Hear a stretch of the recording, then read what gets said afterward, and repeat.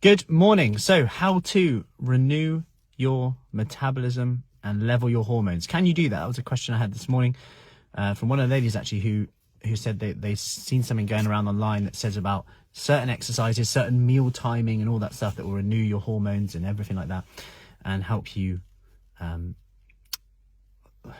boost your metabolism and all sorts of claims. Now, just to go through this, when you really think about it, and you look at it, people will be like, yeah, renew my hormones are at work. I feel they'll say like, I feel tired all the time, etc.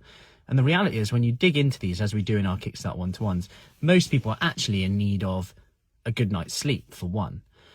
And that's harder said than done. And there's things that you can do to help your sleep, of course. But when you actually look into it, people are like, firstly, I'm always craving these foods. Is it my hormones, etc.? Then we go into their lifestyle and it's like, well, I slept 3 hours that night. I slept 4 hours that night. I had to take someone to the airport that night. I didn't get much sleep that night. I was up half the night. I couldn't get back to sleep. There's something else being assessed there. Then number two, of course, if you've got perimenopause, menopausal symptoms, is someone taking HRT? Is someone doing anything about that?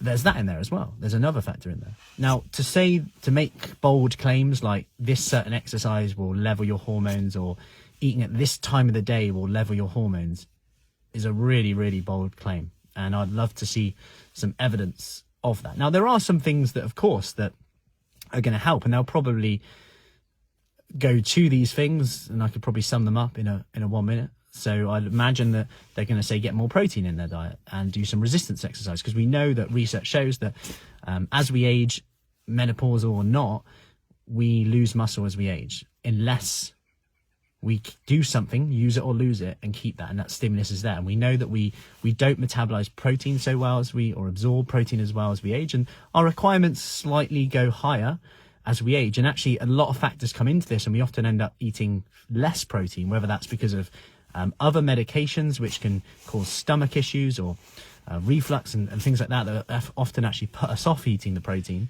which then forces us perhaps to eat more bland, plainer foods like bread, carbohydrates as well. You've got that side of things coming into it as well. And that can come into it there. So we might have to eat less protein. Then we've got joint issues and perhaps some arthritis going on as well, which again could be potentially helped with hormonal replacement and things like that as well. But also muscle is going to help with that. And it's knowing what we can do. So often people don't know what they can do, what's their limit, and then people avoid it. Then they try and walk or run again, do couch to 5K. And then it's like, oh, my knees are flaring up and my ankles are flaring up. It's really frustrating. I can't do that. Then I feel rubbish. And then this is generally a conversation I had the other week. And I feel rubbish. Then I just comfort eat again and I need something. Then it's like this morning we did our arms workout, which is very low impact. It's all about feeling that tension in the muscle. Like we're literally chatting whilst we're doing the workout. It's nice for, like, in terms of heart. You're not going to get your heart rate too high in this one, but the muscle, the strength, the tone, the mind-muscle connection, and what that does for bone density, what that does for also our stress. Like we talk about hormones and all this stuff, and there's loads of stuff thrown around, but sometimes we just actually need to take a step back.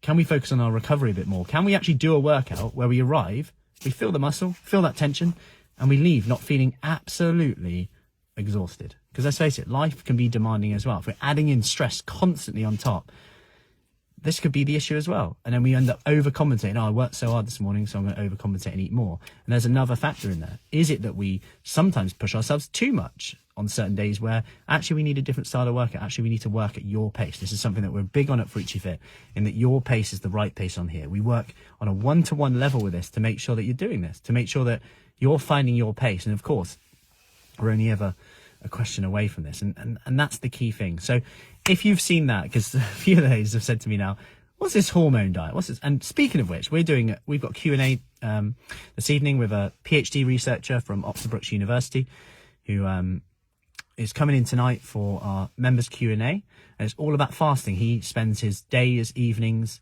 lunchtimes, breaks, bank holidays researching fasting. So if there's any questions you have on fasting tonight, comment below and I'll ask him tonight in our members Q&A, and I'll get back to you with that one as well. So I'm looking forward to that. Anyway, if you want more information on our summer shape up program, just comment below with summer. I'll get you the details. It is summer, by the way. If you're looking out the window thinking Something about summer.